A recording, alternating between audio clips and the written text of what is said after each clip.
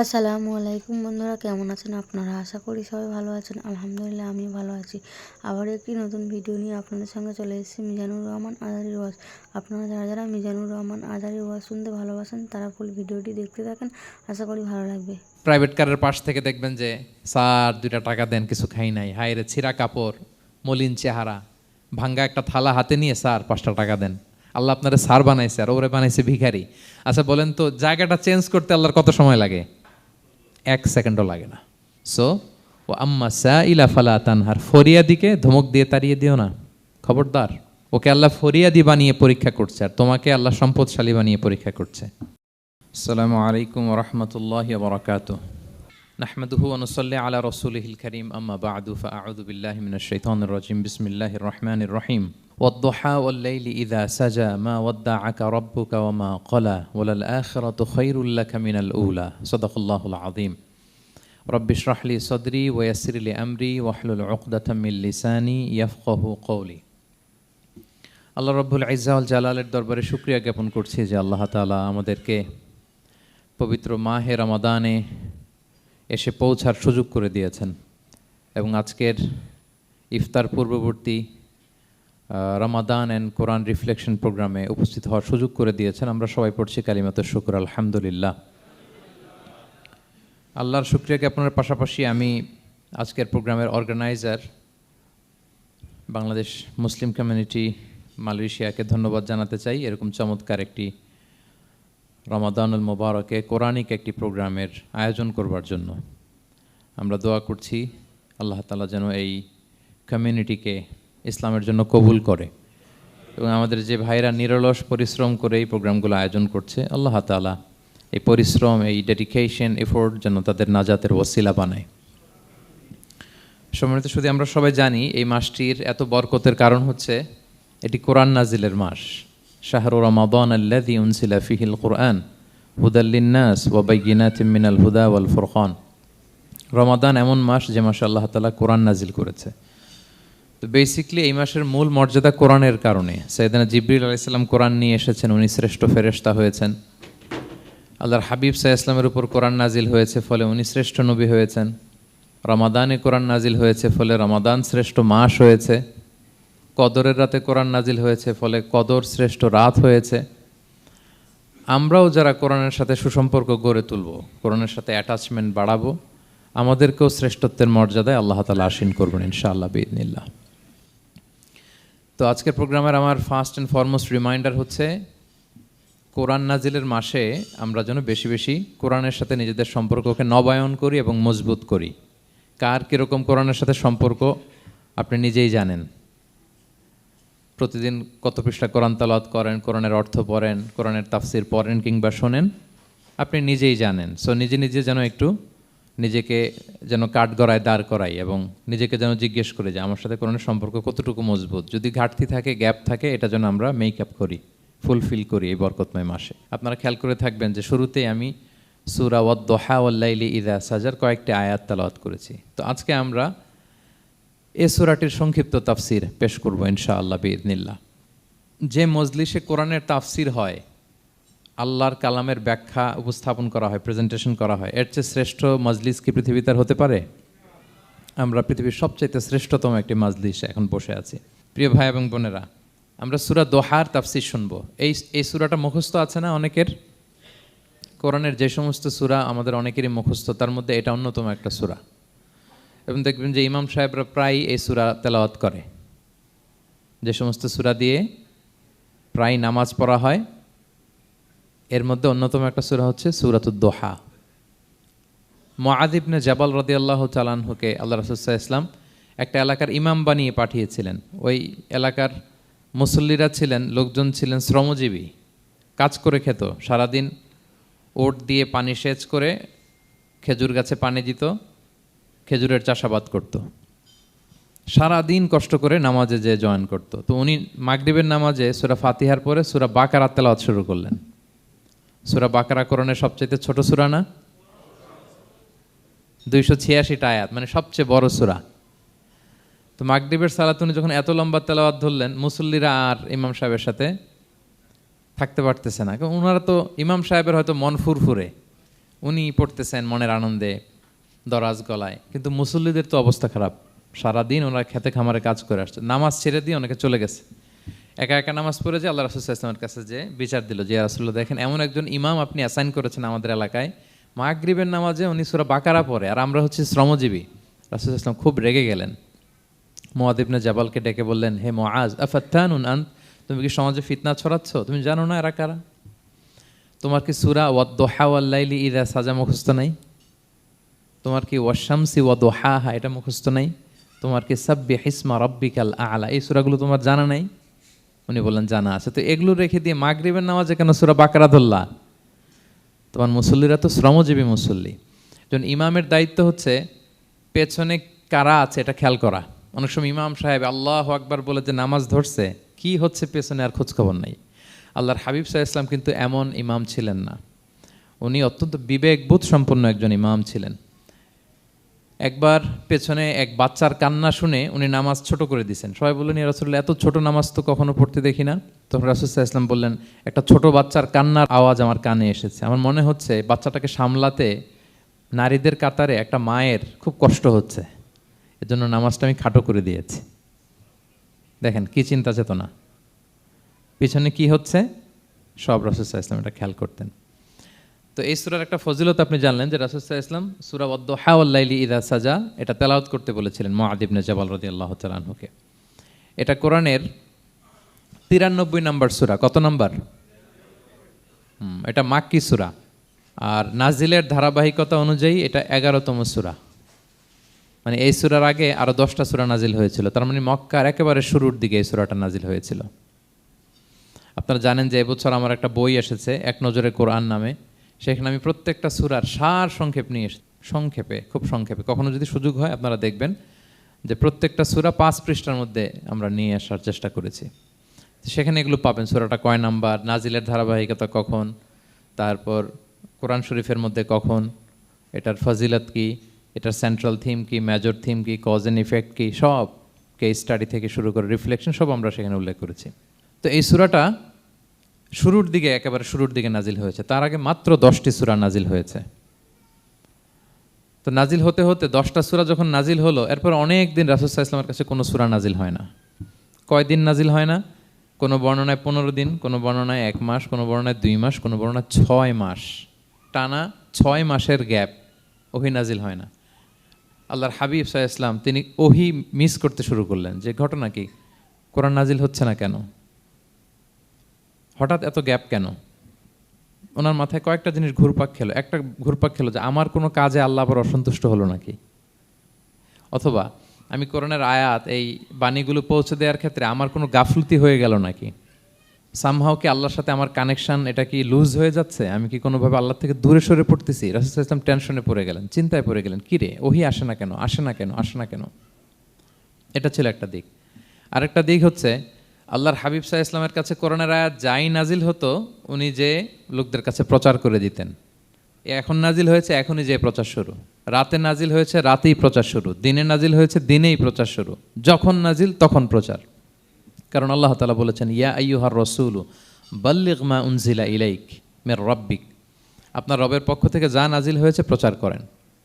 তো এই যে মাঝখান দিয়ে কয়েক মাস যার কোনো প্রচার টচার করে না, মুশরিকরা টিটকারি মারতে শুরু করলো, বলে কি মুহাম্মদ, তোমার আল্লাহ তোমার ভুলে গেছে বোধহয়, তোমার আল্লাহ বোধহয় তোমাকে আর পছন্দ করে না। আগে তো প্রতিদিন কিছু না কিছু শোনাতা যে এইটা নাজিল হয়েছে, ওইটা আসছে, এই বিধান ওই বিধান, এখন তো কোনো খোঁজখবর নাই। ঘটনা কি?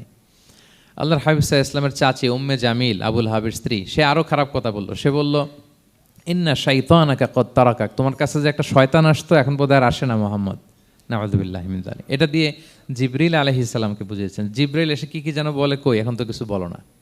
তো রাসূল বলবে কি করে, কারণ তিনি তো মন গড়া কিছু বলতেন না। আল্লাহর হাবিব সাল্লাল্লাহু আলাইহি ওয়াসাল্লাম মনে যা ইচ্ছা হয় মন গড়া কখনো কিছু বলেছেন? আওয়াজ করে বলেন, মন গড়া বলতেন তিনি? ওমা ইয়ানতিকু আনিল হাওয়া ইন হুয়া ইল্লা ওয়াহয়ুন ইউহা, আল্লাহর ওহী আসলে সেটা শোনাতেন। তো ওহীও আসে না, উনি শোনাতেও পারে না, ওহীও নাই, উনি শোনাতেও পারে না। এই যে একটা কষ্টকর মুহূর্ত রাসূল সাল্লাল্লাহু আলাইহি ওয়াসাল্লামের, কিরে মাসের পর মাস চলে গেল ওহী আসতেছে না কেন, আমার কি কোনো ভুল হচ্ছে নাকি, আল্লাহকে আমাকে অপছন্দ করলেন? রাসূল সাল্লাল্লাহু আলাইহি ওয়াসাল্লাম যখন এরকম দুশ্চিন্তিত, পেরেশান, অ্যাংজাইটিতে পড়ে গেলেন, ভারাক্রান্ত, ঠিক তখন রাসূল সাল্লাল্লাহু আলাইহি ওয়াসাল্লামকে সান্ত্বনা দেওয়ার জন্য এই সূরাটা আল্লাহ নাজিল করেছেন, সান্ত্বনা দেওয়ার জন্য। এই সূরাটা বেশ আশা জাগানিয়া সূরা, মোটিভেশনাল সূরা, ইন্সপিরেশনাল সূরা। আপনার মন খারাপ হলে আপনি এই সূরাটা পড়বেন, এই সূরাটা, এবং এটার পরে আরেকটা সূরা আছে সূরাতু আলাম নাশরাহ, আপনার মন ভালো হয়ে যাবে। এটাকে দি অ্যান্টি ডিপ্রেসেন্ট সূরা বলে, মানে ডিপ্রেশন কাটায় ফেলে। আমাদের এরকম অনেক সময় হয় না যে হতাশ, দেয়ালে পিঠ ঠেকে গেছে, কোনো বের হওয়ার রাস্তা নাই, কই যাব, কোথাও সফলতা নাই, সবাই আমাকে ভুল বুঝতেছে, এরকম মাঝে মাঝে হয় না আমাদের? আমাদের সবার লাইফে আপস অ্যান্ড ডাউনস আছে। আপনি যখন ভারাক্রান্ত হবেন, কষ্টে থাকবেন, এই সূরাটা পড়বেন, দেখবেন যে আপনার ডিপ্রেশন দূর হয়ে গেছে। তো আল্লাহর হাবিব সাল্লাল্লাহু আলাইহি ওয়াসাল্লাম যখন এরকম ভারাক্রান্ত ছিলেন, চিন্তিত ছিলেন, তখন আল্লাহর হাবিব সাল্লাল্লাহু আলাইহি ওয়াসাল্লামকে চিন্তামুক্ত করবার জন্য আল্লাহ তাআলা এই চমৎকার সূরাটি নাজিল করেছেন। আল্লাহ নাজিল করলেন, আউযু বিল্লাহি মিনাশ শাইতানির রাজিম, বিসমিল্লাহির রহমানির রহিম, ওয়াদ-দুহা ওয়াল-লাইলি ইযা সাজা মা ওয়াদ্দাআকা রাব্বুকা ওয়া মা ক্বালা ওয়ালাল আখিরাতু খায়রুল লাকা মিনাল উলা ওয়ালা সাউফা ইউতিকা রাব্বুকা ফাতারদা। আল্লাহ তাআলা বললেন ওয়াদ-দুহা, আলোর শপথ। আমি একবার সরল বঙ্গানুবাদ করি, তারপরে আমি তাফসিরে ঢুকছি। ওয়াদ-দুহা, আলোর শপথ। ওয়াল-লাইলি ইযা সাজা, রাতের শপথ, যখন রাত নিঝুম নিস্তব্ধ হয়। মা ওয়াদ্দাআকা রাব্বুকা ওয়া মা ক্বালা, নবী হে, আপনার রব আপনার উপর অসন্তুষ্টও হয় নাই, আপনাকে ছেড়েও যায় নাই, আপনার রব আপনার সাথেই আছে। আলহামদুলিল্লাহ। ফিল করবেন যে আল্লাহ আমার সাথে আছে, সবসময় এটা ফিল করতে হবে যে আল্লাহ তাআলা আমার সাথে আছেন, তিনি আমাকে ভুলে যান নাই, ছেড়ে যান নাই। আরে তার রহমত ছাড়া তো একটা শ্বাস নেওয়া তো আমার সম্ভব না, ঠিক কিনা বলেন? আল্লাহর রহমত ছাড়া একটি সেকেন্ড এই পৃথিবীতে সার্ভাইভ করা কি আমাদের পক্ষে সম্ভব না। ওয়ালাল আখিরাতু খায়রুল লাকা মিনাল উলা, নবী হে, আপনার পরবর্তী সময় পূর্ববর্তী সময়ের চেয়ে অনেক ভালো হবে ইনশাআল্লাহ। মানে good days are coming in your life, ভালো সময় আসতেছে। ওয়ালা সাউফা ইউতিকা রাব্বুকা ফাতারদা, আর আপনার রব আপনাকে এত দিবেন আপনি খুশি হয়ে যাবেন। আপনার রব আপনাকে এত দিবেন আপনি নিয়ে কুলাতে পারবেন না। আলাম ইয়াজিদিকা ইয়াতীমান ফাআওয়া, নবী আপনি কি ইয়াতীম ছিলেন না, তিনি কি আপনাকে আশ্রয় দেননি? ওয়া ওয়াজাদাকা দাল্লান ফাহাদা, আপনি পথ খুঁজতেছিলেন, আল্লাহ আপনাকে পথ দেখিয়েছেন। ওয়া ওয়াজাদাকা আইলান ফাআগনা, আপনি নিঃস্ব রিক্ত হস্ত ছিলেন, আল্লাহ তাআলা আপনাকে ধনী বানিয়েছেন। ফাআম্মাল ইয়াতীমা ফালা তাকহার, খবরদার এতিমের সাথে কখনো কঠোর হবেন না। ওয়া আম্মা সাইলা ফালা তানহার, ফরিয়াদি যে সোয়াল করে হাত পাতে তাকে ধমক দিয়ে তাড়িয়ে দিবেন না। ওয়া আম্মা বিনিআমাতি রাব্বিকা ফাহাদ্দিস, আর আপনার রবের যে নেয়ামত আপনার প্রতি, এটার বর্ণনা করুন। সুবহানাল্লাহ। এ হচ্ছে সরল অনুবাদ সূরাতুদ দুহার। এবার আসুন আমরা এটার তাফসিরে ঢুকি। আল্লাহ তাআলা প্রথমে দুইটা শপথ করলেন, কসম করলেন, দুইটা ওথ।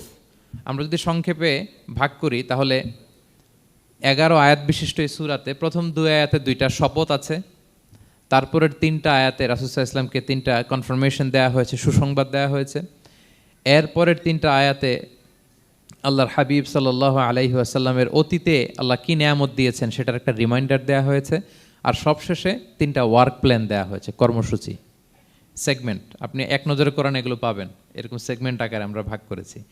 আই রিপিট, আমি আবারও বলছি, সূরা দোহার 11 আয়াত বিশিষ্ট এই সূরার প্রথম 2 আয়াতে 2টি শপথ, তারপরের 3 আয়াতে 3টি সুসংবাদ, তারপরের 3 আয়াতে অতীতে যে রাসূলকে নেয়ামত দেওয়া হয়েছিল সেটা স্মরণ করিয়ে দেওয়া, আর শেষ 3 আয়াতে 3টা ওয়ার্ক প্ল্যান, কর্মসূচি, রাসূল সাল্লাল্লাহু আলাইহি ওয়াসাল্লাম কী করবেন। ক্লিয়ার হয়ে গেছে না সূরাটা? আসুন এবার তাফসিরে ঢুকি। আল্লাহ তাআলা বললেন ওয়াদ-দুহা, নবী আলোর শপথ। আলো, দোহা মানে আলো। আমার সাথে আওয়াজ করে বলুন, দোহা মানে কি? আলো, সকালের আলো, প্রভাতের সূর্য কিরণ। দিনের প্রথম অংশে একটা সানশাইন থাকে না, খুব চমৎকার লাগে 9টা 10টার দিকে, হ্যাঁ, সানশাইন।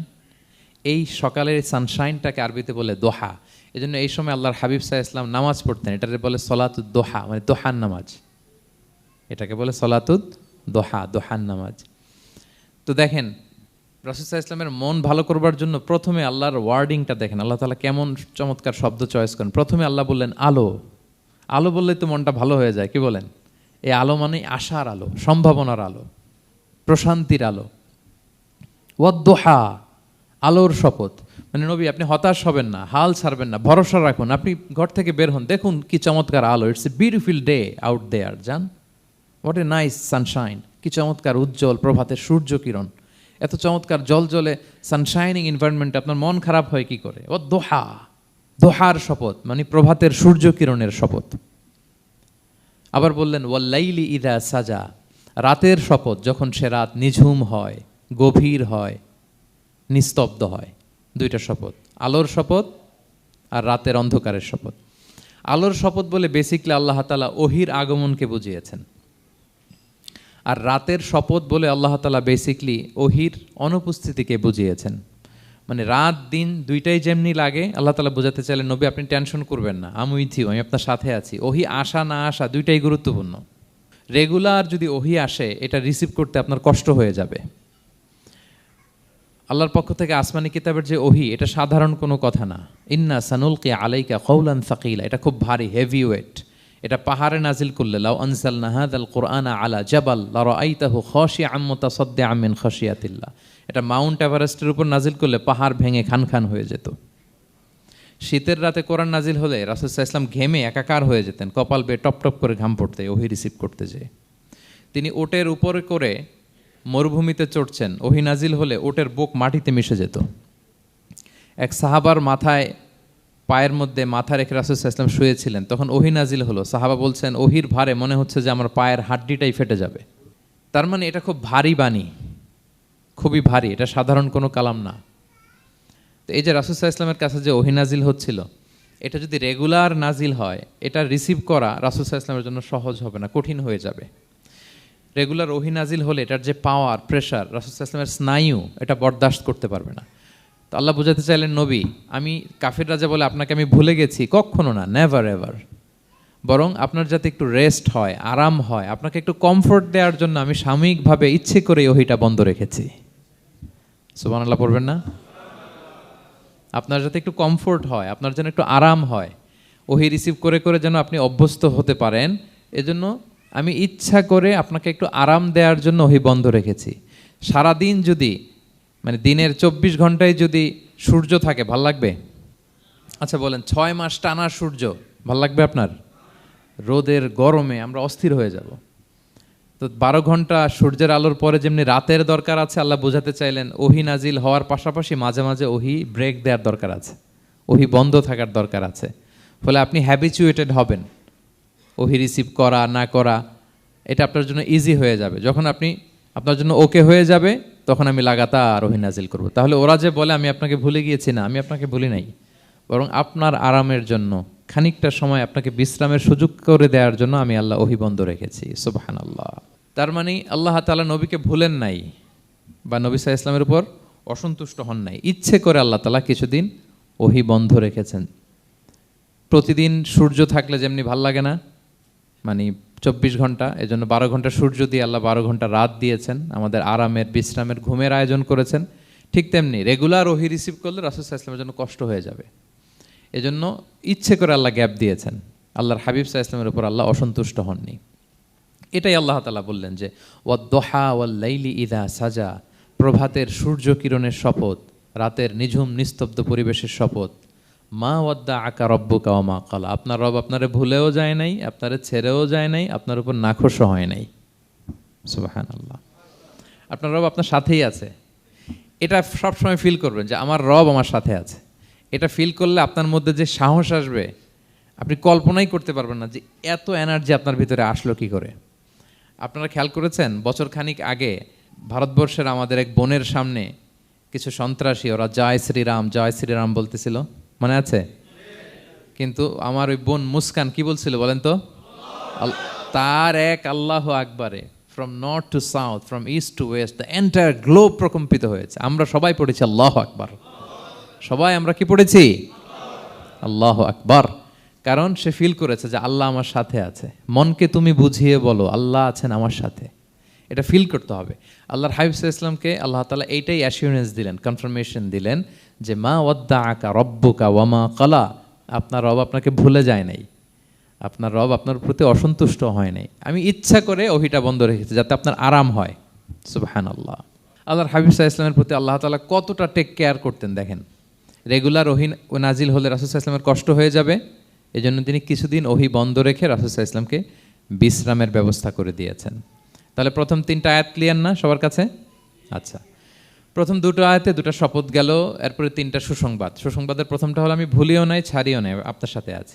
এরপর আল্লাহ বললেন ওয়ালাল আখিরাতু খায়রুল লাকা মিনাল উলা, নবী হে আপনার পরবর্তী সময় পূর্ববর্তী সময়ের চেয়ে ভালো হবে, নিশ্চয়ই আপনার পরবর্তী সময় পূর্ববর্তী সময়ের চেয়ে ভালো হবে। তার মানে গুড ডেইজ আর কামিং, ভালো সময় আপনার জীবনে আসছে, আপনি হতাশ হবেন না, নিরাশ হবেন না। এরপর আল্লাহ তাআলা বললেন ওয়ালা সাউফা ইউতিকা রাব্বুকা ফাতারদা, নবী হ্যাঁ আপনার রব আপনাকে এত দিবে আপনি খুশি হয়ে যাবেন, আপনার রব আপনাকে এত নেয়ামত দান করবে আপনি আপনার রবের প্রতি সন্তুষ্ট হয়ে যাবেন। সুবহানাল্লাহি বিহামদি। এবং তাই হয়েছে। যারা আপনারা সিরাত পড়েছেন, যারা আল্লাহর হাবিব সাল্লাল্লাহু আলাইহি ওয়াসাল্লামের জীবনী নিয়ে ধারণা রাখেন, তারা দেখবেন যে আল্লাহর রাসূল সাল্লাল্লাহু আলাইহি ওয়াসাল্লাম যেখানেই মনে কষ্ট পেয়েছেন, বিষণ্ণ, চিন্তিত, তখনই আল্লাহ তাআলা রাসূল সাল্লাল্লাহু আলাইহি ওয়াসাল্লামের চিন্তা দূর করে রাসূল সাল্লাল্লাহু আলাইহি ওয়াসাল্লামকে সন্তুষ্ট করেছেন। যখনই রাসূল সাল্লাল্লাহু আলাইহি ওয়াসাল্লামের মনে কষ্ট, তিনি চিন্তিত, তখনই আল্লাহ তাআলা ওনাকে হ্যাপি করেছেন। কাইন্ড অফ রাসূলকে হ্যাপি করাই আল্লাহর কাজ, আল্লাহর হাবিব সাল্লাল্লাহু আলাইহি ওয়াসাল্লামকে হ্যাপি করাই আল্লাহ তাআলার কাজ। দেখেন কিভাবে আল্লাহ তাআলা আল্লাহর হাবিব সাল্লাল্লাহু আলাইহি ওয়াসাল্লামকে হ্যাপি করেছেন, একটু খেয়াল করে দেখেন।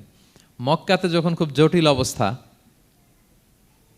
দাওয়াতি কাজ চালিয়ে নেওয়াটা রাসূল সাল্লাল্লাহু আলাইহি ওয়াসাল্লামের জন্য কষ্ট হয়ে যাচ্ছে, নমুসলিম সাহাবাদের উপর অত্যাচার, তখন আল্লাহর হাবিব সাল্লাল্লাহু আলাইহি ওয়াসাল্লাম দেখলেন যে এই মক্কার 2 জনের একজনকে আমার চাই, তাদের একজন যদি ইসলামের ছায়াতলে আসে তাহলে ইসলামের পাল্লাটা ভারী হয়। কারা? একজন হচ্ছে ওমরে ফারুক আর একজন আবু জাহাল। 2 জনের একজন তখন ইসলাম ধর্ম গ্রহণ করে নাই। তো রাসূল সাল্লাল্লাহু আলাইহি ওয়াসাল্লাম কেঁদে কেঁদে আল্লাহর কাছে ফরিয়াদ জানালেন, আল্লাহুম্মা আইজ্জাল ইসলামা বিআহাব্বি হাযাইন আর রাজুলাইনি ইনদাক। আল্লাহ, আমি কাউকে স্পেসিফিক তোমার কাছে চাই না, শুধু এটাই বলি 2 জন লোকের নাম বলবো, এই 2 জন লোকের মধ্যে থেকে যাকে তোমার পছন্দ হয় তাকে তুমি ইসলামের ছায়াতলে এনে ইসলামকে শক্তিশালী করো। এক হচ্ছে আবু জাহাল, আরেক হচ্ছে ওমরে ফারুক। এই দোয়াটা তিনি করতে লাগলেন। আর খুব চিন্তিত 2 জনের কেউই মুসলমান হয় না। একদিন হঠাৎ সাহাবারা বললেন ইয়া রাসূলুল্লাহ, আল্লাহর হাবিব সাল্লাল্লাহু আলাইহি ওয়াসাল্লাম তখন দারুল আরকামের ভেতরে বসা। সাহাবারা বললেন ইয়া রাসূলুল্লাহ, আপনি এখান থেকে সরে যান, কারণ ওমরে ফারুক নাঙ্গা তলোয়ার নিয়ে আসতেছে আপনাকে হত্যা করবার জন্য। তো আল্লাহ রাসূল সাল্লাল্লাহু আলাইহি ওয়াসাল্লাম বললেন যে তোমরা সরে যাও, আমার মনে হচ্ছে ওই যে চোখের পানি ছেড়ে আমি দোয়া করেছি ওই দোয়া আজকে কবুল হতে শুরু করেছে, তোমরা সরো। ঠিকই ওমরে ফারুক রাদিয়াল্লাহু তাআলা আনহু আসলেন, এসে তিনি তলোয়ার রেখে দিয়ে বললেন আশহাদু আল্লা ইলাহা ইল্লাল্লাহ ওয়া আশহাদু আন্না মুহাম্মাদান আবদুহু ওয়া রাসূলুহু, আমি সাক্ষ্য দিচ্ছি আল্লাহ ছাড়া কোনো ইলাহ নেই এবং আপনি আল্লাহর প্রেরিত বান্দা এবং রাসূল। এই দৃশ্য দেখে রাসূল সাল্লাল্লাহু আলাইহি ওয়াসাল্লাম খুশি হয়ে গেলেন। ওয়ালা সাউফা ইউতিকা রাব্বুকা ফাতারদা, আল্লাহ বলেছিলেন যে নবী হে আপনাকে এত দিব, আপনার রব আপনাকে এত নেয়ামত দিবে, আপনি শুধু খুশিই হবেন, সন্তুষ্ট হবেন আমার প্রতি।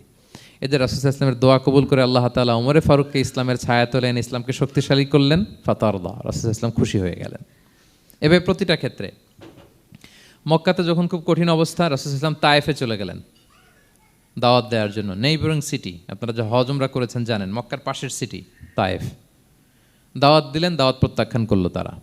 শুধু তাই না, ফিজিক্যালি হ্যারেস করা হলো আল্লাহর হাবিব সাল্লাল্লাহু আলাইহি সাল্লামকে।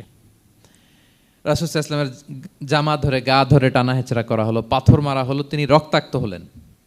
হামালাতুল জিবাল, পাহাড় রক্ষী ফেরেশতারা বলল ইয়া রাসূলুল্লাহ, আপনি যদি আদেশ দেন তায়েফের 2 দিকের পাহাড় দিয়ে এমন চাপা দিব পুরো তায়েফের জনপদ একেবারে ভ্যানিশ হয়ে যাবে। আল্লাহর হাবিব সাল্লাল্লাহু আলাইহি ওয়াসাল্লাম বললেন না, আমি আশা করি তাদের পরবর্তী নেক্সট জেনারেশনের কেউ না কেউ পড়বে লা ইলাহা ইল্লাল্লাহ মুহাম্মাদুর রাসূলুল্লাহ। তাই হয়েছে। এখন তায়েফে যান, শুধু মসজিদ আর মসজিদ, মসজিদ আর মসজিদ। কি চমৎকার পরিবেশ! তায়েফে গেলে মনেই হবে না আরব দেশ। বৃষ্টি হয় প্রতিদিন, অনেক চাষাবাদ হয়, চমৎকার এলাকা। রাসূল সাল্লাল্লাহু আলাইহি ওয়াসাল্লামের দোয়ার বরকত। তো তায়েফবাসী দাওয়াত প্রত্যাখ্যান করলো। রাসূল সাল্লাল্লাহু আলাইহি ওয়াসাল্লাম গায়ের রক্ত পরিষ্কার করে নাখলা নামক খেজুরের বাগানে যায়েদ রাদিয়াল্লাহু তাআলা আনহুকে ফজরের নামাজ পড়তেছিলেন। আল্লাহর হাবিব সাল্লাল্লাহু আলাইহি ওয়াসাল্লাম যখন ফজরের সালাতে তেলাওয়াত করতে লাগলেন, একদল জিন পাশ দিয়ে যাচ্ছিল। তারা তাদের এলাকায় যেয়ে বলল ইন্না সামি'না কুরআনান আজাবা ইয়াহদি ইলা রুশদি ফাআমান্না বিহি। জিনেরা আগে আকাশের উপরে উঠে ফেরেশতারা কি বলে চুরি করে শুনে আসতো। হঠাৎ জিনেরা আর উপরে যেতে পারে না, উপরে যেতে চাইলেই ফাআতবাআহু শিহাবুন সাকিব, আগুনের পাথর মারা হয়। ঘটনা কি? সব জিনেরা বৈঠক বসালো। ঘটনা কি? আগে কত তথ্য আগেই জেনে যেতাম, জেনে গণকদেরকে বলতাম, গণকরা আমাদেরকে ধন্যবাদ জানাই। তো এখন তো আসমানের সিকিউরিটি এত বেড়ে গেল কেন? কারণ কি? ওই যে শেষ নবী আসার কথা যে মনে হয় চলে আসছে, দেখো তো কোথায় আসছে উনি। খুঁজতে খুঁজতে খুঁজতে একদল ওই দিন ফজরের সময় আল্লাহর হাবিব সাল্লাল্লাহু আলাইহি ইসলাম রক্তাক্ত হয়ে ফজরের সালাত যখন পড়তেছেন, ওই কোরআন তেলাওয়াত শুনে তারা এলাকায় যেয়ে বলল যে ইন্না সামি'না কুরআনান আজাব, এক আজীব কোরআন শুনে আসছি, ইয়াহদি ইলা রুশদি, এই কোরআন মানুষকে হেদায়েতের পথে নিয়ে যায়। ফা আমান্না বি, আমরা ঈমান এনে ফেললাম। সুবহানাল্লাহ পড়েন। তো রাসূল সাল্লাল্লাহু আলাইহি ওয়াসাল্লাম তো এটা জানেন না। আল্লাহ তাআলা জিবরাইল মারফত জানালেন যে হে নবী, আপনি এসেছিলেন ম্যানকাইন্ডকে দাওয়াত দিতে তায়েফের, তারা দাওয়াত গ্রহণ করে নাই, ম্যানকাইন্ড রিজেক্ট করেছে। কিন্তু আরেকটা জাতি আছে যাদেরকে আপনি দেখেন না, তাদেরকে বলে জিন কাইন্ড, মানে জিন জাতি। পুরো জিন জাতি কালিমা পড়ে মুসলমান হয়ে গিয়েছে নবী। বলে সাউফা ইউতিকা রাব্বুকা ফাতারদা, নবী আপনার রব আপনাকে এত নেয়ামত দিবেন আপনি খুশি হয়ে যাবেন। নবী সাল্লাল্লাহু আলাইহি ওয়াসাল্লাম ওইখানে আবার খুশি হয়ে গেলেন, রক্তাক্ত, ইনজুর্ড। কিন্তু যখন শুনলেন মানুষ জাতি তারা ঈমান আনে নাই, কিন্তু জিন জাতি তারা ঈমান এনেছে, আল্লাহর হাবিব সাল্লাল্লাহু আলাইহি ওয়াসাল্লাম আবার আনন্দিত হলেন। তাহলে আল্লাহর হাবিব সাল্লাল্লাহু আলাইহি সাল্লামকে আনন্দিত করাই হচ্ছে আল্লাহর কাজ, খুশি রাখাই হচ্ছে আল্লাহর কাজ। সুবহানাল্লাহি বিহামদি। আল্লাহর হাবিব সাল্লাল্লাহু আলাইহি সাল্লামের বয়স যখন 50 বছর, ওনার কাছের দুজন আত্মীয় মারা গেল। ওনার প্রিয়তমা স্ত্রী খাদিজা রাদিয়াল্লাহু তাআলা আনহা ইন্তেকাল করলেন, ওনার প্রিয় চাচা আবু তালেব ইন্তেকাল করলেন। দুজনই শেল্টার দিত, একজন ঘরে একজন বাইরে। আবু তালেবের কারণে কেউ রাসূল সাল্লাল্লাহু আলাইহি ওয়াসাল্লামের গায়ে হাত তোলার সাহস পায় নাই। তো উনি যখন ইন্তেকাল করলেন, রাসূল সাল্লাল্লাহু আলাইহি ওয়াসাল্লাম বিপদে পড়ে গেলেন। সারাদিন কাফেরদের বকা ঝকা গালি খেয়ে ঘরে যখন আসতেন, খাদিজা রাদিয়াল্লাহু তাআলা আনহার কথা শুনলে ওনার হৃদয়টা প্রশান্ত হয়ে যেত। তো বাইরের চাচাও নাই, ভেতরের স্ত্রীও নাই, দুজনই মারা গেলেন ওই বছর। ওই বছরকে বলা হয় আমুল হুজন, মানে দুশ্চিন্তার বছর। এত ভারাক্রান্ত আল্লাহর হাবিব সাল্লাল্লাহু আলাইহি ওয়াসাল্লাম হলেন, চিন্তিত হলেন, মনটা ভেঙে খান খান। আল্লাহ তাআলা কিন্তু ঠিকই বোঝেন যে তার হাবিবকে কখন হ্যাপি করতে হবে। আল্লাহ তাআলা তখন সাইয়েদনা জিবরাইল আলাইহিস সালামকে পাঠালেন যে যাও, আমার বন্ধুকে আর পৃথিবীতে থাকার দরকার নাই, আমার বন্ধুকে ঊর্ধ্ব জগতের নৈশ ভ্রমণের ইনভাইটেশন দিয়ে আসো, মানে মেরাজের ইনভাইটেশন দিয়ে আসো। পড়েন সুবহানাল্লাহ। সুবহানাল্লাযী আসরা বিআবদিহি লাইলাম মিনাল মাসজিদিল হারামি ইলাল মাসজিদিল আকসা, মসজিদুল হারাম থেকে মসজিদুল আকসায়, তারপরে উপরে সুম্মা দানা ফাতাদাল্লা ফাকানা কাবা কাউসাইনি আও আদনা। আল্লাহর আরশে চড়ে গেলেন, জান্নাত জাহান্নাম দেখিয়ে, নতুন কিছু গিফট দিয়ে, তার পেয়ারা হাবিবের মন ভালো করে এরপরে আবার দুনিয়ায় পাঠালেন। ওয়ালা সাউফা ইউতিকা রাব্বুকা ফাতারদা, নবী হে আপনাকে এত নেয়ামত দিব, আপনি শুধু খুশিই হবেন আর সন্তুষ্ট হবেন। সুবহানাল্লাহ। এবার বুঝতে পারতেছেন কিভাবে আল্লাহর হাবিবকে আল্লাহ তাআলা খুশি করেছেন। মক্কায় আর থাকতে পারতেছেন না, এমন অবস্থা যে কোনো সময় আল্লাহর হাবিব সাল্লাল্লাহু আলাইহি ওয়াসাল্লামকে হত্যা করা হবে। আল্লাহ তাআলা আল্লাহর হাবিবের জন্য নতুন জায়গার ব্যবস্থা করে দিলেন, তওবা কিংবা তাইবা, যেটাকে আমরা মদিনা বলি। তিনি মদিনায় গেলেন, আবার রাসূল সাল্লাল্লাহু আলাইহি ওয়াসাল্লামের হৃদয় প্রশান্ত হলো। কিন্তু মদিনায় যে তিনি কাবাকে মিস করতে আরম্ভ করলেন। আল্লাহর হাবিব সাল্লাল্লাহু আলাইহি ওয়াসাল্লাম নবী হওয়ার পরে টানা 14 বছর কিবলা ছিল কিন্তু বাইতুল মাকদিস। কিন্তু মক্কায় যখন তিনি ইবাদত করতেন, তিনি বাইতুল মাকদিসের দিকেই হয়েই নামাজ পড়তেন, কিন্তু সামনে কাবাটারে রাখতেন। কথা বুঝতে পেরেছেন? মক্কায় যখন তিনি নামাজ পড়তেন 13 বছর, কিবলা যেহেতু বাইতুল মাকদিস, বাইতুল মাকদিসের দিকেই হয়ে নামাজ পড়তেন, কিন্তু মাঝখানে রাখতেন কোনটারে? কাবাকে। তাহলে কেমন যেন কাবাই তার সামনে। আচ্ছা, কিন্তু মদিনায় যখন গেলেন, এখন তো আর সুযোগ নাই, কাবা একদিকে, বাইতুল মাকদিস আরেক দিকে, এখন কাবাকে আর সামনে রাখা যাচ্ছে না।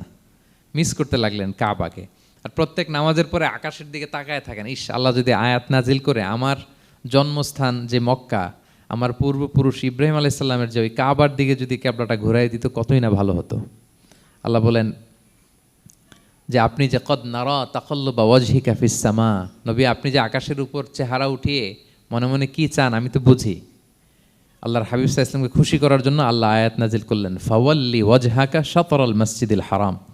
নবী হ্যাঁ, আপনাকে খুশি করার জন্য নতুন বিধান নাজিল করলাম, এখন থেকে ফ্রম রাইট নাও আপনি যখনই নামাজ পড়বেন এখন থেকে কাবামুখী হয়ে আপনি সালাত আদায় করবেন। তাহউইলুল কিবলা, কিবলা পরিবর্তন হয়ে গেল। সুবহানাল্লাহি ওয়া বিহামদি। আপনারা মসজিদে নববীর পাশে মদিনাতে একটা মসজিদ দেখবেন, এটাকে বলে মসজিদ যুল কিবলাতাইন। এমন মসজিদ যে মসজিদে এক নামাজে 2 কিবলা শেয়ার করা হয়েছিল। মানে এই আয়াত যখন নাজিল হলো, আল্লাহর হাবিব সাল্লাল্লাহু আলাইহি ওয়াসাল্লামের সাথে একজন নামাজ পড়ে যে ওই মসজিদে যে দেখে কিছু লোক নামাজ পড়তেছে ওই বাইতুল মাকদিসের দিকে হয়ে, কারণ তখন পর্যন্ত ওইটাই কিবলা। তিনি নামাজরত অবস্থায় এদেরকে বললেন যে তোমরা তো জানো না এইমাত্র আয়াত নাজিল হয়েছে, কিবলা কিন্তু আর ওই দিক নাই, ডাইরেকশন চেঞ্জ, এদিকে হয়ে যাও। তো ইমাম সহ মুসল্লি সব ঘুরে নামাজের মধ্যে ওইদিকে হয়ে গেছে। তাহলে একই নামাজে দুইটা কেবলা শেয়ার করা হয়েছে, ফলে তখন থেকে মসজিদের নাম হয়ে গেছে মসজিদ যুল কিবলাতাইন, দুই কেবলাওয়ালা মসজিদ। তাহলে দেখেন, আল্লাহর হাবিব সাল্লাল্লাহু আলাইহি ওয়াসাল্লামকে খুশি করার জন্য আল্লাহ তাআলা কেবলা চেঞ্জ করে দিছে। সুবহানাল্লাহ বলতে পারলেন না? এভাবে যখনই আল্লাহর হাবিব সাল্লাল্লাহু আলাইহি ওয়াসাল্লাম বিষণ্ণ, চিন্তিত, মন খারাপ, ওনার মন ভালো করার দায়িত্ব নিয়েছে কে? জিব্রাইল এসে শোনাতে লাগলো, আগের জামানায় কেউ 500 বছর 700 বছর হায়াত পেয়েছে। বনি ইসরাইলের অনেক মুজাহিদ 1000 বছর জেহাদ করেছে। কয় হাজার বছর? জেহাদি করছে 1000 বছর। আমরা হায়াত পাই কয় বছর? আমাদের হায়াত কয় বছর অন অ্যান অ্যাভারেজ? 60-70। আল্লাহর হাবিব সাল্লাল্লাহু আলাইহি ওয়াসাল্লাম এটাই বলেছেন যে আমার উম্মতি মা বাইনা 60 ইলা 70, আমাদের গড় আয়ু 60 থেকে 70। ও আকল্লুহুম মা ইয়াজুজু যালিক, আর সামান্য অল্প সংখ্যকই মানুষ এটাকে ক্রস করতে পারে। এই কথা শুনে যে আগের উম্মত 1000 বছর জেহাদ করছে, এটা শুনে রাসূল সাল্লাল্লাহু আলাইহি ওয়াসাল্লাম আবার কাঁদতে আরম্ভ করলেন, হায় রে আমার গুনাহগার উম্মতের কি হবে? আমার উম্মত তো 60-70ই শেষ, আমার উম্মতের কি হবে? আবার চিন্তিত, আবার কান্নাকাটি। তখন আল্লাহ তাআলা নাজিল করলেন, ইন্না আনজালনাহু ফি লাইলাতিল কদর ওমা আদরাকা মা লাইলাতুল কদর লাইলাতুল কদরি খায়রুম মিন আলফি শাহর। নবী আপনি কাঁদবেন না, ওদেরকে হায়াত দিছি বেশি, কদর দেই নাই। আপনার উম্মতকে হায়াত কম দিছি, কিন্তু আপনার উম্মতের জন্য আমি লাইলাতুল কদর রেখে দিয়েছি। এক কদরের রাতে আবাদত করলে খায়রুম মিন আলফি শাহর, 1000 মাস আবাদত করলে যে পরিমাণ সওয়াব, অতটুকু না, খায়ের এর চেয়ে বেশি সওয়াব আল্লাহ তাআলা আপনার উম্মতের আমলনামায় দিয়ে দিবেন। আবার আল্লাহর হাবিব সাল্লাল্লাহু আলাইহি ওয়াসাল্লাম মন ভালো হয়ে গেল। ওয়ালা সাউফা ইউতিকা রাব্বুকা, সবাই বলেন ওয়ালা সাউফা ইউতিকা রাব্বুকা ফাতারদা। নবী হে এত দিব, আপনি শুধু হ্যাপি হবেন, হ্যাপি। এরপরে বদরের যুদ্ধে বিজয় দান করলেন, মক্কা বিজয় দান করলেন, তাবুক যুদ্ধে বিজয় দান করলেন। সব শেষে জান্নাতে ওনার জন্য স্পেশাল একটা জায়গা থাকবে, ওই জায়গায় কেউ বসতে পারবে না। জায়গাটার নাম মাকামে মাহমুদ। ওয়া মিনাল লাইলি ফাতাহাজ্জাদ বিহি নাফিলাতাল লাকা আসা আন ইয়াবআসাকা রাব্বুকা মাকামাম মাহমুদা। ওই মাকামে মাহমুদের সিংহাসনে আল্লাহর হাবিব সাল্লাল্লাহু আলাইহি ওয়াসাল্লাম বসবেন, ওনার জন্য স্পেশাল খাস, কেউ এখানে বসতে পারবে না। তার মানে হ্যাপি শুধু দুনিয়াতেই করবে না আল্লাহ তাআলা, আল্লাহর হাবিবকে আখিরাতেও করবে। আল্লাহর হাবিব সাল্লাল্লাহু আলাইহি ওয়াসাল্লামকে কাউসার দেয়া হবে, ইন্না আতাইনা কাল কাউসার। হে নবী আপনাকে কাউসার দিয়েছি, এমন হাউজে কাউসার যে হাউজে কাউসারের সামনে পান পেয়ালা, যেটা দিয়ে পানি নিয়ে আপনি উম্মতকে খাওয়াবেন, এটার সংখ্যা আকাশের তারা যত বেশি তার চেয়েও বেশি। হাউজে কাউসারের পানি এটা দুধের চেয়েও সাদা, বরফের চেয়েও ঠান্ডা, মধুর চেয়েও মিষ্টি। এক ঢোক যে খাবে চিরকালের জন্য তার গলা থেকে তৃষ্ণা মিটে যাবে। He will never ever be thirsty again. একবার খাইছে তো শেষ। পেতে চান সেটা আল্লাহর হাবিবের কাছ থেকে? আমরা পেতে চাই কি চাই না বলেন? ইন্না আতাইনা কাল কাউসার। নবী আপনাকে আমি কাউসার দিয়েছি। সব শেষে আল্লাহর হাবিব সাল্লাল্লাহু আলাইহি ওয়াসাল্লাম সুপারিশ করার অনুমতি পাবেন, যেদিন কেউ সুপারিশ করতে পারবে না। সবাই বলবে নফসি নফসি নফসি নফসি, থার থার করে কাঁপবে। এক একজন নবী, ইব্রাহিম আলাইহিস সালাম, ঈসা আলাইহিস সালাম, মূসা আলাইহিস সালাম, থার থার করে কাঁপবে। আর আল্লাহর হাবিব সাল্লাল্লাহু আলাইহি ওয়াসাল্লাম ওই মাকামে মাহমুদে সিংহাসন ফেলে দিয়ে সেজদা শুধু কাঁদতে থাকবে, আর সেজদার মধ্যে বলবে উম্মতি উম্মতি উম্মতি উম্মতি। হে আল্লাহ আপনি আমার গুনাহগার উম্মতকে বাঁচান, আল্লাহ আপনি আমার গুনাহগার উম্মতকে বাঁচান, আল্লাহ আপনি আমার গুনাহগার উম্মতকে বাঁচান। আল্লাহ তাআলা এটা সহ্য করতে না পেরে জিবরাইল আলাইহিস সালামকে বলবেন যে ওয়াসআলহু মা ইউবকিক, জিবরাইল যাও জিজ্ঞেস করো তো আমার বন্ধু এত কাঁদে কেন, কি চায় জিজ্ঞেস করো। তো আল্লাহর হাবিব সাল্লাল্লাহু আলাইহি ওয়াসাল্লাম বলবেন আল্লাহুম্মা উম্মতি উম্মতি, আল্লাহ আমার উম্মতকে বাঁচান, আমার গুনাহগার উম্মতকে বাঁচান। আল্লাহ তাআলা এবার জিবরাইল মারফত বলবেন যে ইযহাব ইলা মুহাম্মদ সাল্লাল্লাহু আলাইহি ওয়াসাল্লাম, যাও মুহাম্মদের কাছে যাও, ওয়াকুল লাহু, তাকে বলো দুনিয়াতে যেমনি কখনো কষ্ট পেতে দেই নাই, বারবার তাকে হ্যাপি করেছি, খুশি করেছি। ওয়া ইন্না সানুরদিকা ফি উম্মাতিকা ওয়ালা নাসুউক, আজকের এই কঠিন দিনেও আমার হাবিবকে আমি কষ্ট দিব না, তার উম্মতের ব্যাপারেও তাকে আমি খুশি করে দেব। তার গুনাহগার উম্মতের ব্যাপারেও আজকে মুহাম্মদ সাল্লাল্লাহু আলাইহি ওয়াসাল্লামকে আমি খুশি করে দেব। আল্লাহর হাবিব সাল্লাল্লাহু আলাইহি ওয়াসাল্লাম তখন সুপারিশ শুরু করবেন। আল্লাহু আকবার, আল্লাহু আকবার। ওয়ালা সাউফা ইউতিকা রাব্বুকা ফাতারদা। নবী হে আপনাকে এত নেয়ামত দিব আপনি নিয়ে কুলাতে পারবেন না। সব শেষে এই গুনাহগার উম্মতকে সুপারিশ করে জাহান্নাম থেকে নাম কাটিয়ে সবাইকে নিয়ে তিনি একটা ফ্ল্যাগ হাতে নিয়ে তিনি জান্নাতের দিকে ছুটবেন। ওই ফ্ল্যাগের মধ্যে লেখা থাকবে আলহামদু। কি লেখা থাকবে? মানে প্রশংসা, প্রশংসার পতাকা। নিজেও তো প্রশংসিত। মুহাম্মদ মানে কি জানেন? মোহাম্মদ মানে কি? প্রশংসিত। এই কারণে মোহাম্মদ সাল্লাল্লাহু আলাইহি ইসলামকে মক্কার লোকেরা গালি দিয়েও শান্তি পেত না। মানে যদি বলি এই প্রশংসিত লোকটা খারাপ, কথাটা হইল? প্রথমে আগে বলা লাগে কি? প্রশংসিত। মোহাম্মদ মানে কি? তো এই জন্য মক্কার লোকেরা রাসূল সাল্লাল্লাহু আলাইহি ইসলামকে মোহাম্মদ না বলে ডাকতো মুদাম্মাম, মানে নিন্দিত। তো মুদাম্মাম তো রাসূলের নাম না, রাসূল সাল্লাল্লাহু আলাইহি ইসলামের নাম কি? মোহাম্মদ, প্রশংসিত। এই জন্য গালি দিয়েও তারা মজা করতে পারতো না, সুবিধা করতে পারতো না। গালি দিলেও আগে প্রশংসা করে নেওয়া লাগতো। প্রথমে বলতো মোহাম্মদ পাগল, এরকম বলতো নাউযুবিল্লাহ, তার মানে প্রশংসিত লোকটা পাগল। হইলো? এটা গালি হয়েছে? ঘুরে ফিরে তো প্রশংসাই হয়ে গেল। তো আল্লাহর হাবিব সাল্লাল্লাহু আলাইহি ওয়াসাল্লাম লিওয়াউল হামদ, প্রশংসার ফ্ল্যাগ নিয়ে বিশাল উম্মতকে নিয়ে জান্নাতে অভিমুখে যাবেন এবং জান্নাতের দরজায় হি উইল বি দা প্রথম নক করবেন, প্রথম নক করবেন উনি। তখন জান্নাতের রক্ষী ফেরেশতা বলবে মান আনতা, কে? আল্লাহর হাবিব সাল্লাল্লাহু আলাইহি ওয়াসাল্লাম বলবেন আনা মুহাম্মদ, আমি মুহাম্মদ। তো ফেরেশতা বলবে আমরা দাঁড়ায় আছি এজন্য আল্লাহ বলে দিয়েছেন মুহাম্মাদের আগে কাউকে যেন এন্ট্রি দেয়া না হয়। আপনার আগে যেন কারোর জন্য জান্নাতের দরজা না খুলি, স্পেশাল উপর থেকে অর্ডার আছে। আপনি যেহেতু নক করেছেন, ওয়েলকাম, আসেন। পুরো উম্মাহ নিয়ে আল্লাহর হাবিব সাল্লাল্লাহু আলাইহি ওয়াসাল্লাম জান্নাতে ঢুকবেন। ওয়ালা সাউফা ইউতিকা রাব্বুকা ফাতারদা, নবী হে আপনাকে অচিরেই এত নেয়ামত দিব আপনি সন্তুষ্ট হয়ে যাবেন। প্রথম দুইটা শপথ গেল, এরপর তিনটা সুসংবাদ গেল। এরপর আল্লাহ তাআলা অতীতে যে নবীর পাশে ছিলেন, অতীতে যে বিভিন্ন নেয়ামত দিয়ে আল্লাহর হাবিব সাল্লাল্লাহু আলাইহি ওয়াসাল্লামকে আল্লাহ তাআলা ধন্য করেছেন, এগুলো রিমাইন্ডার দিচ্ছেন যে নবী আপনি কেন চিন্তিত হন, আমি আগেও ছিলাম আপনার সাথে, এখনও আছি, ভবিষ্যতেও থাকব। তিনি বললেন আলাম ইয়াজিদকা ইয়াতীমান ফাআওয়া, তিনি কি আপনাকে ইয়াতীম অবস্থায় পাননি, তিনি কি আপনাকে আশ্রয় দেননি? আপনারা জানেন আল্লাহর হাবিব সাল্লাল্লাহু আলাইহি ওয়াসাল্লাম যখন মায়ের পেটে, তখনই তার পিতা দুনিয়া থেকে ইন্তেকাল করেছেন। মায়ের পেটে তার বয়স হচ্ছে 6 মাস, দুনিয়াতে আসেননি আল্লাহর হাবিব সাল্লাল্লাহু আলাইহি ওয়াসাল্লাম রাহমাতাল লিল আলামিন।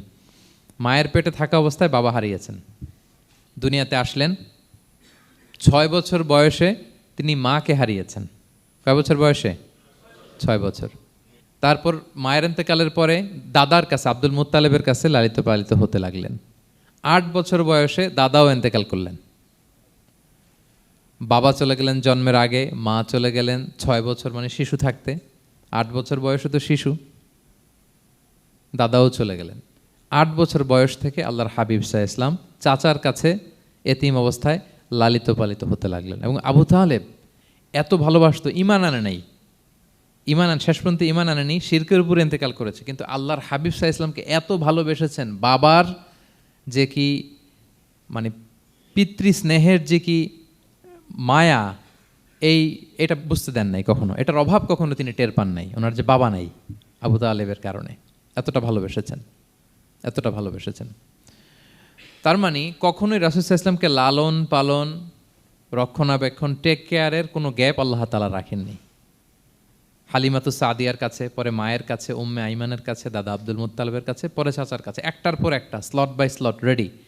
সেটাই স্মরণ করে দিলেন যে নবী এমন তো হয় নাই যে আপনাকে লালন পালনের জন্য কেউ ছিল না। আলাম ইয়াজিদকা ইয়াতীমান ফাআওয়া, আপনার রব কি আপনাকে ইয়াতীম অবস্থায় আশ্রয়ের ব্যবস্থা করে দেননি? মানে তখন তো আমি ছিলাম আপনার সাথে, কেউ ছিল না, তখন তো আমি ছিলাম। তো আপনার তো ভয় কিসের? আপনি হতাশ হবেন না, নিরাশ হবেন না, হাল ছাড়বেন না আপনি। তাহলে প্রিয় ভাইরা, আল্লাহর হাবিব সাল্লাল্লাহু আলাইহি ওয়াসাল্লাম ইয়াতীম অবস্থায় পৃথিবীতে এসেছিলেন এবং এজন্য ইয়াতীমের সাথে ভালো আচরণ তিনি করতে বলতেন আল্লাহর হাবিব সাল্লাল্লাহু আলাইহি ওয়াসাল্লাম। যারা এতিমকে ভালোবাসে আল্লাহ তাদেরকে ভালোবাসে। এবং আল্লাহর হাবিব সাল্লাল্লাহু আলাইহি ওয়াসাল্লাম বলতেন আনা ওয়া কাফিলুল ইয়াতীমি ফিল জান্নাতি কাহাতাইন, আমি এবং এতিমের রক্ষণাবেক্ষণকারী এইভাবে প্রতিবেশীর মতো জান্নাতে থাকব। এই দুই আঙ্গুলের মাঝে যেমনি গ্যাপ নাই, আমার আর এতিমের রক্ষণাবেক্ষণকারী তার বাড়ির মাঝখানে কোনো গ্যাপ থাকবে না জান্নাতে। We will be neighbour in paradise, জান্নাতে এরকম আমরা কাছাকাছি থাকবো। আল্লাহু আকবার পড়েন। তাহলে এতিমের রক্ষণাবেক্ষণকারীকে আল্লাহ তাআলা ভালোবাসেন। যারা এতিমকে পছন্দ করে না, এতিমকে তাড়িয়ে দেয়, তাদেরকে আল্লাহ পছন্দ করেন। আল্লাহ তাআলা বলেন আরাআইতাল্লাযী ইউকাযযিবু বিদ্দীন ফাযালিকাল্লাযী ইয়াদুউল ইয়াতীম, যারা আখিরাতকে অবিশ্বাস করে তারাই এতিমকে ঘাড় ধাক্কা দিয়ে তাড়িয়ে দেয়। কোনো বিশ্বাসী কখনো এতিমের সাথে খারাপ আচরণ করে না। আপনাদের যাদের মন শক্ত, অনেকের চোখ দিয়ে পানি নামে না। আমার এক আত্মীয় আছে খুব আল্লাহওয়ালা, আমার জীবনে এত আল্লাহওয়ালা আমি দেখি নাই, কিন্তু ওনার চোখ দিয়ে পানি নামে না। বারবার এসে আমারে বলে যে মিজান কি করবো বলো, তুমি একটু মোনাজাত ধরো। আমার মনে আছে আমি ওনাকে নিয়ে মোনাজাত ধরতাম, তো ওনার কান্না আসে না চোখ দিয়ে। এত আল্লাহওয়ালা, খুব ভালো মানুষ, কিন্তু চোখ দিয়ে পানি নামে না। এটা অনেকের হয়, নানা কারণে হয়। তো আল্লাহর হাবিব সাল্লাল্লাহু আলাইহি ওয়াসাল্লাম বলেছেন, কারো যদি চোখ দিয়ে পানি না নামে বা হৃদয় নরম না হয়, তারা যেন এতিমের মাথায় হাত বুলিয়ে দেয়। এক সাহাবী এসে বলেন, ইয়া রাসূলুল্লাহ, আমার হৃদয়টা বড় শক্ত, হৃদয় নরম হয় না। রাসূল সাল্লাল্লাহু আলাইহি ওয়াসাল্লাম বললেন, তাই?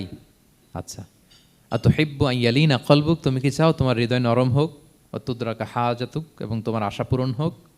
তিনি বললেন, হ্যাঁ। তখন রাসূল সাল্লাল্লাহু আলাইহি ওয়াসাল্লাম বললেন, ইরহামিল ইয়াতীম, এতিমের উপর রহম করো। ওয়ামসা আলা রাসি, এতিমের মাথায় হাত বুলিয়ে দাও। ওয়া আতইমহু মিন তুআমিক, তোমার খাবার এতিমকে খাওয়াও। তালিনু কলবুক, তোমার অন্তর নরম হবে। তুদরাকা হাজাতুক, তোমার ইচ্ছা পূরণ হবে। তাহলে হৃদয় যদি শক্ত থাকে, কার মাথায় হাত বুলাবেন? বুলাইছেন কখনো? হ্যাঁ, বুলিয়েছেন? খুঁজে খুঁজে হাত বুলাবেন। বাংলাদেশে তো অনেক অরফেনেজ আছে, অনাথ আশ্রম, ওখানে যাবেন। সুযোগ হলে একদিন যে একটু লাঞ্চ করলেন ওদের সাথে বসে, ডিনার করলেন, একসাথে খেলেন, ওদের মাথায় হাত বুলিয়ে দিলেন, সাধ্যমতো কিছু উপহার হাতে তুলে দিলেন, আপনার ইচ্ছা পূরণ হবে আর আপনার হৃদয় নরম হবে ইনশাআল্লাহ। আর এতিমকে আদর করা মানে নবী সাল্লাল্লাহু আলাইহি ইসলামের প্রতি ভালোবাসা দেখানো। কারণ আমার নবী এতিম হয়ে বড় হয়েছেন। এতিমের প্রতি ভালোবাসা প্রকারান্তরে নবী সাল্লাল্লাহু আলাইহি ইসলামের প্রতি ভালোবাসা দেখানো হয়, কারণ আমার নবী এতিম হয়ে বড় হয়েছেন। সুবহানাল্লাহ। কিন্তু তার বিপরীতে আমরা সমাজে কি দেখি? এতিমের মাথায় হাত বুলানো তো দূরের কথা, এতিমের সম্পদও খেয়ে ফেলে অনেকে। হ্যাঁ, এরকম আছে না? এতিমের সম্পদ দেদারসে গিলতেছে। কি যে আমাদের চিন্তাধারা! দেখবেন, যে লোকটা এতিমের সম্পদ গিলে, ওরা রোজা অবস্থায় এক ঢোক পানি গিলাতে পারবেন কিনা দেখেন। যে বলেন একটু পানি খান তো, যে খাবে না, কেন? হারাম। তো ওই হারাম কিন্তু গিলতেছে ইচ্ছা মতো। রোজা অবস্থায় এক ফোঁটা আপনি পানি গিলাতে পারবেন না, এরে কেন? হারাম।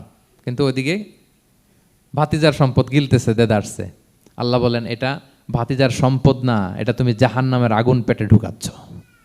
জাহান্নামের আগুন। ইন্নাল্লাযীনা ইয়াকুলুনা আমওয়ালাল ইয়াতামা যুলমান ইন্নামা ইয়াকুলুনা ফি বুতুনিহিম নারা ওয়া সায়াসলাউনা সাঈরা। যারা এতিমের সম্পদ খায়, এটা সম্পদ না, এটা জাহান্নামের আগুন তুমি পেটে ঢুকাচ্ছ। সো এতিমের প্রতি যেন আমরা নমনীয় হই, তাদের মাথায় হাত বুলাই, তাদের জন্য খরচ করি, তাদের প্রতি যেন আমরা দয়াদ্র হই, কারণ আমার নবী এতিম অবস্থায় বড় হয়েছেন। তাহলে নবী সাল্লাল্লাহু আলাইহি ইসলামকে এটা স্মরণ করে দিলেন, নবী আপনি তো এতিম ছিলেন, আমি তো আপনাকে রক্ষণাবেক্ষণের ব্যবস্থা করেছি। আর কি করেছি? ওয়াজাদাকা দাল্লান ফাহাদা, নবী আপনাকে আমি এমন অবস্থায় পেয়েছি, আপনি পথ খুঁজতেছিলেন, আমি আপনাকে পথ দেখিয়েছি। You are searching the right path and I guided you to the right sense of direction. আপনি পথ খুঁজতেছিলেন, আমি পথ দেখাইছি। এখানে দল্লানের অর্থ পথভ্রষ্ট করা যাবে না। ওয়াজাদাকা দল্লান, হে নবী আপনাকে আমি পথভ্রষ্ট পেয়েছি, পরে পথ দেখাইছি, এরকম বলা যাবে না। এটা আল্লাহর হাবিব সাল্লাল্লাহু আলাইহি ইসলামের ক্ষেত্রে প্রযোজ্য নয়। অনেক বাংলা তাফসীর অর্থে আমি দেখেছি পথ হারা, নবী আপনাকে আমি পথ হারা পেয়েছি, পথ দেখেছি, এটাও খুব একটা সুন্দর না। সবচেয়ে সুন্দর হচ্ছে নবী আপনি পথ খুঁজতেছিলেন, সত্যের অনুসন্ধানী ছিলেন। অনেক সময় দেখবেন অনেক পথিক যেতে যেতে এমন এক জায়গায় যায়, দেখে 3 রাস্তা কিন্তু কোনো সাইনবোর্ড নাই। পুরাতন রাস্তাগুলোতে এরকম অনেক সময় হতো না আমাদের, 3 দিকে রাস্তা, কোনো সাইনবোর্ড নেই, তো যাবো কই? এটা বুঝালেন যে নবী আপনি পথ খুঁজতেছিলেন, আমি আপনাকে দেখিয়েছি, হে নবী এটাই সিরাতুল মুস্তাকিমের পথ। ওয়াজাদাকা দাল্লান ফাহাদা, আপনি পথ খুঁজতেছিলেন, আমি আপনাকে পথ দেখিয়েছি।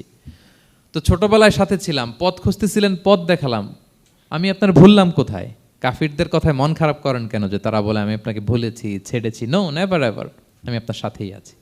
তারপর আল্লাহ তাআলা বললেন, ওয়াজাদাকা আইলান ফাআগনা, তিনি আপনাকে রিক্ত হস্ত, নিঃস্ব পেয়েছেন, সম্পদহীন অবস্থায় পেয়েছেন, পরে সম্পদশালী করেছেন। সুবহানাল্লাহ। আল্লাহর হাবিব সাল্লাল্লাহু আলাইহি ওয়াসাল্লাম শুরুতে সম্পদের অত যোগান ছিল না, পরে খাদিজা রাদিয়াল্লাহু তাআলা আনহার সাথে যখন বিয়ে হলো, আল্লাহ তাআলা সম্পদের কষ্ট দূর করলেন। কারণ খাদিজা রাদিয়াল্লাহু তাআলা আনহা অনেক বড় ব্যবসায়ী ছিলেন। বিয়ের আগে পার্টনারশিপে বিজনেস ছিল রাসূল সাল্লাল্লাহু আলাইহি ওয়াসাল্লামের সাথে। আল্লাহর হাবিব সাল্লাল্লাহু আলাইহি ওয়াসাল্লাম শ্রম দিয়েছেন, খাদিজা রাদিয়াল্লাহু তাআলা আনহার ইনভেস্টমেন্ট ছিল।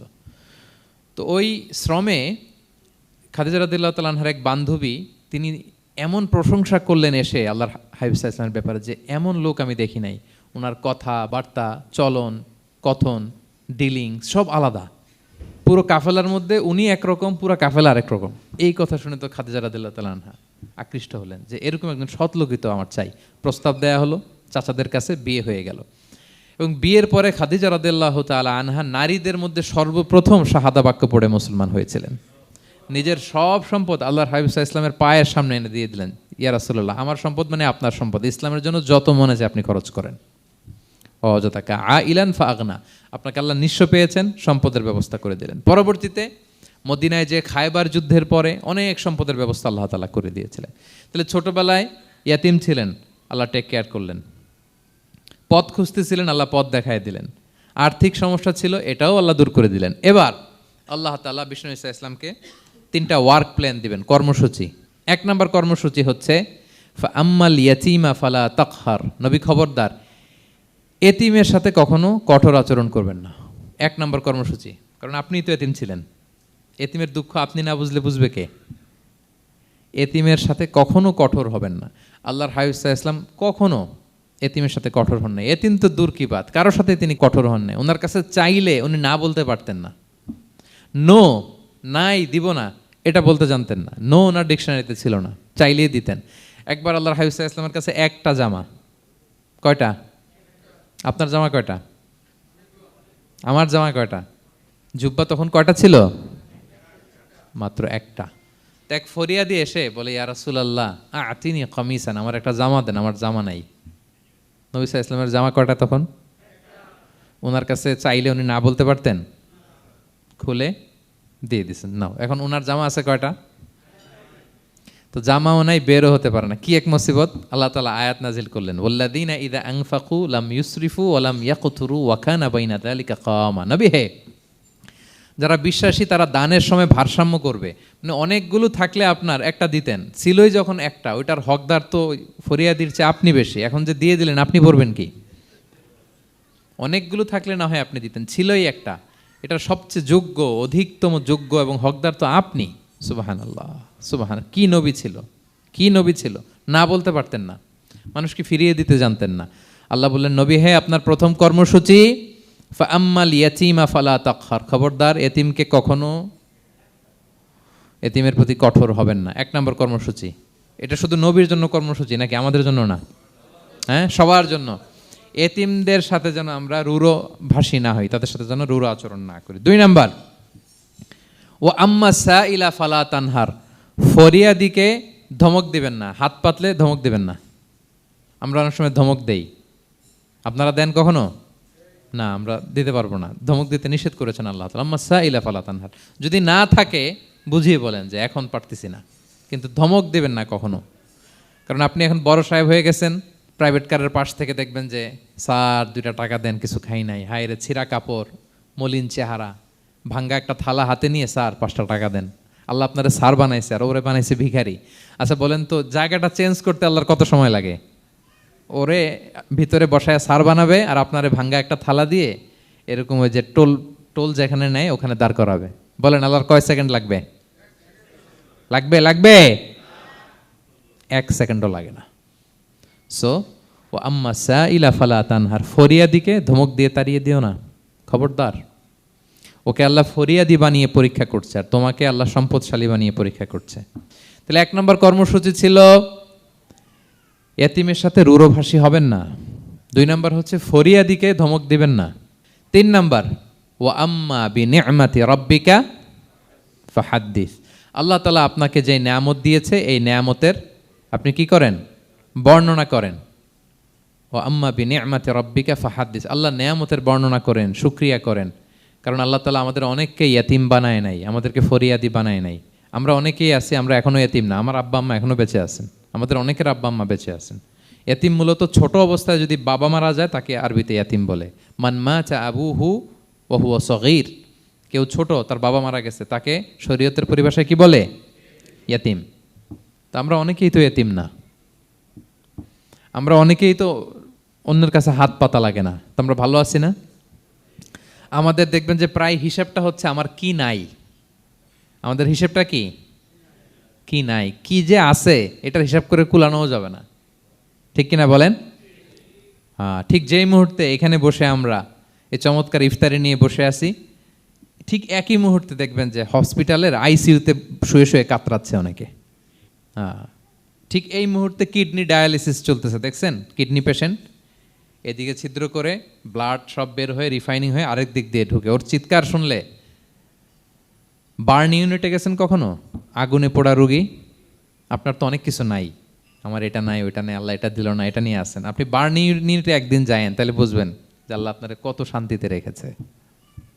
না খেয়ে কয় রাত কাটিয়েছি আমরা বলেন তো?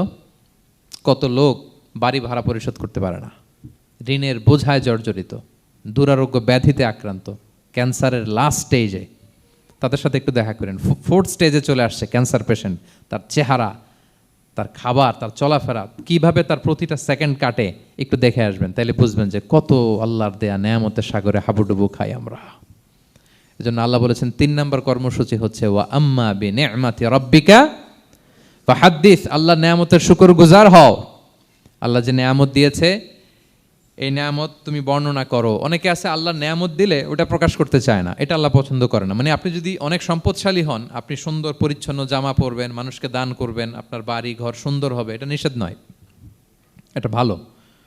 আপনি আল্লাহর দেয়া নেয়ামত ব্যবহার করতে পারবেন এবং বলতেও পারবেন, কিন্তু শুকরান লা ফখরান, শুকরিয়া স্বরূপ বলবেন, ফখর করে অহংকার করে না। বলতে পারেন আলহামদুলিল্লাহ, আল্লাহ তালা আমাকে 4টা ছেলে দান করেছে, 4 জন হাফেজ, আল্লাহ তালা আমাকে থাকার মতো একটা ঘর দিয়েছে, একটা বাড়ি দিয়েছে, একটা গাড়ি দিয়েছে, সম্মান নিয়ে সমাজে চলার মতো আল্লাহ তালা আমাকে দিয়েছেন। এটা যদি আপনি শুকরিয়া স্বরূপ বলেন, এটাতে সমস্যা নেই, কিন্তু অহংকার নিয়ে বলা যাবে না। ইন্নাল্লাহা ইউহিব্বু আইয়ারা আসারা নি'মাতিহি আলা আবদিহি, আল্লাহ তাআলা যে নেয়ামত তার বান্দাকে দিল, ওইটার একটা নমুনা দেখতে আল্লাহ পছন্দ করে। আল্লাহ বানাইছে আপনার বিলিয়নিয়ার, আপনি হচ্ছেন ছেঁড়া পরা জামা পরে চলেন, হবে? বানাইছে আল্লাহ তাআলা আপনাকে অনেক সম্পদশালী, আপনার চলা ফেরা কোনো রুচিই নাই, এটা হইলো না। আল্লাহ চায় যে তোমার যে নেয়ামত দিছে এটার একটা নমুনা তোমার মধ্যে থাক, এটাও শুকরগুজার হওয়ার একটা আলামত। তাহলে 3 নম্বর কর্মসূচি কি? ওয়া আম্মা বিনি'মাতি রাব্বিকা ফাহাদ্দিস, আল্লাহর নেয়ামতের শুকরগুজার হও, আল্লাহ তাআলা যে নেয়ামত দিয়েছে সেটা বর্ণনা করো। তাহলে প্রিয় ভাইয়েরা, সূরাতুদ দোহা এটা হচ্ছে একটা মোটিভেশনাল সূরা, আশা জাগানিয়া সূরা, অ্যান্টি ডিপ্রেশন বলি আমি এই সূরাটাকে। ডিপ্রেশন থাকলে চলে যাবে, কারণ ওয়ালাল আখিরাতু খায়রুল লাকা মিনাল উলা, হে নবী আপনার পরবর্তী সময় আপনার পূর্ববর্তী সময়ের চেয়ে ভালো। সবসময় আশাবাদী হবেন। সূরা দোহার 1 নম্বর শিক্ষা হচ্ছে বি অপটিমিস্টিক, মানে অপটিমিজম, আশাবাদী হওয়া, নিরাশ হওয়া যাবে না। বিশ্বাসীদের, মুমিন মুসলিমের ডিকশনারিতে হতাশা নিরাশা নাই, আমার ডিকশনারিতে অন্তত নাই, আপনাদের আছে কিনা জানি না। আজকে থেকে বলেন আপনাদের ডিকশনারিতে হতাশা নিরাশা রাখবেন? আমাদের কোনো হতাশা নাই, নিরাশা নাই, কারণ আমরা যে পরিস্থিতিতে থাকি না কেন আমাদের সাথে কে আছেন? লা তাহজান ইন্নাল্লাহা মা'ানা, চিন্তিত হয়ো না, আল্লাহ আমার সাথে আছেন। আল্লাহ আমার সাথে আছেন বললেই দেখবেন মুস্কানের মতো এক তাকবীর আপনার মুখ দিয়ে বেরোচ্ছে, এমন এনার্জি বেরোচ্ছে, গোটা বিশ্ব আপনি জয় করে ফেলবেন তখন। এটাই আমাদের সবচেয়ে বড় পাওয়ার। আমাদের সাথে কে আছে? ইন্নাল্লাহা মা'ানা, আল্লাহ তাআলা আমাদের সাথে আছেন। তাহলে সূরা দোহার আজকের তাফসীরের 1 নম্বর লেসন হচ্ছে optimism. Believer should be optimistic always. বিশ্বাসীরা আশাবাদী হয়, নিরাশ হয় না, হতাশ হয় না, হাল ছাড়ে না। বিশ্বাসীরা ভরসা রাখে এক মহান সত্তার উপর। আওয়াজ করে বলেন তো তিনি কে? আল্লাহর উপর ভরসা রাখে, আমরা নিরাশ হই না। 2 নাম্বার শিক্ষা হচ্ছে গ্রেটফুলনেস, কৃতজ্ঞতা। আপনার জীবনে অনেক কিছু আছে, নাই নাই বলবেন না, শুধু কমপ্লেইন করবেন না। অনেকে দেখবেন শুধু অভিযোগ, এটা নাই ওইটা নাই, এই পাইলাম না, ওর আছে এটা, ওর, আমার সাথে কেন এমন হয়, আমার সাথে শুধু আমার সমস্যা। এগুলো যারা বলে তাদেরকে আল্লাহ নেয়ামত আরও ছিনিয়ে নেয়। বরং যারা অল্প পেয়েও বলে আলহামদুলিল্লাহ, তাদেরকে নেয়ামত দেওয়ার ধারাবাহিকতা আল্লাহ তাআলা অব্যাহত রাখেন। সব অবস্থায় আলহামদুলিল্লাহ, যে কোনো পরিস্থিতিতে, যে কোনো অবস্থায় কি বলবো আমরা? আপনি খেয়াল করে দেখেন না যে আপনার কি কি আছে, কত কিছু যে আপনার আছে, অবাক করা। 3 নাম্বার কাইন্ডনেস। 3 নম্বর লেসন হচ্ছে কাইন্ডনেস, দয়া। আমরা যেন অন্যের প্রতি দয়াশীল হই। আপনি অন্যের প্রতি দয়ালু হলে আপনার প্রতি দয়ালু হবো কে? ওয়াল্লাহু ফি আউনি আবদিহি মা দামাল আবদু ফি আউনি আখি। আল্লাহ ততক্ষণ পর্যন্ত কোনো বান্দার সাহায্যে থাকে যতক্ষণ পর্যন্ত ওই বান্দা তার ভাইয়ের সাহায্যে থাকে। তাহলে বলেন তো, আল্লাহর সাহায্য পাওয়ার প্রথম শর্ত কি? অন্যের জন্য সাহায্যের হাত বাড়িয়ে দেওয়া। তাহলে মনে থাকবে তো? নাকি এতিমকে ধাক্কা দিয়ে বের করে দিবেন? ফরিয়াদিকে ধমক দিবেন একটা? বড় সাহেব তো আপনি, বড় স্যার, খবরদার। তাহলে 1 নম্বর লেসন অপটিমিজম। আমরা হতাশ হব না, হতাশা আমাদের ডায়েরিতে নাই, আমরা আশাবাদী, আমরা আল্লাহর রহম ভরসার ভিখারি, ঠিক কিনা বলেন? 2 নম্বর লেসন হচ্ছে গ্রেটফুলনেস। আমরা সবসময় আল্লাহর প্রতি শুকরগুজার হব, কৃতজ্ঞ হব। আল্লাহর হাবিব সাল্লাল্লাহু আলাইহি ওয়াসাল্লাম বলতেন, আল্লাহুম্মা জাআলনি সাবুরা ওয়া জাআলনি শাকুরা ওয়া জাআলনি ফি আইনি সগীরা ওয়া ফি আয়ুনিন নাসি কাবীরা। আল্লাহ, আপনি আমাকে ধৈর্যশীল বান্দা বানান, আপনি আমাকে শুকরগুজার বানান। আল্লাহ, আমার চোখে আমাকে ছোট বানান। আল্লাহ, গোটা বিশ্বের মানুষের চোখে, জনতার চোখে আমাকে বড় বানান। আওয়াজ করে পড়েন আমিন। এই দোয়াটা বেশি বেশি পড়বেন। আর সব শেষে আমরা যেন কাইন্ড হতে পারি, অন্যের প্রতি দয়ালু হতে পারি। যে রহম করে সে রহম প্রাপ্ত হয়, যে অন্যকে দয়া দেখায় সে আল্লাহর পক্ষ থেকে দয়া পায়। আল্লাহ তাআলা আমাদের সবাইকে কথাগুলো বোঝার ও আমল করার তৌফিক দান করুক। হাযা মা ইনদি ওয়াল ইলমু ইনদাল্লাহি আলাইহি তাওয়াক্কালতু ওয়া ইলাইহি উনীব। আসসালামু আলাইকুম ওয়া রাহমাতুল্লাহি ওয়া বারাকাতুহু। ভিডিওটি ভালো লাগলে একটি লাইক, কমেন্ট ও শেয়ার করে পাশে থাকবেন বন্ধুরা। যারা যারা শেষ পর্যন্ত ভিডিওটি দেখেছেন তাদের জন্য অনেক অনেক ভালোবাসা থাকলো বন্ধুরা। আরও নতুন নতুন ভিডিও পেতে চ্যানেলটিকে সাবস্ক্রাইব করে পাশে থাকবেন বন্ধুরা। ভালো থাকবেন, ধন্যবাদ।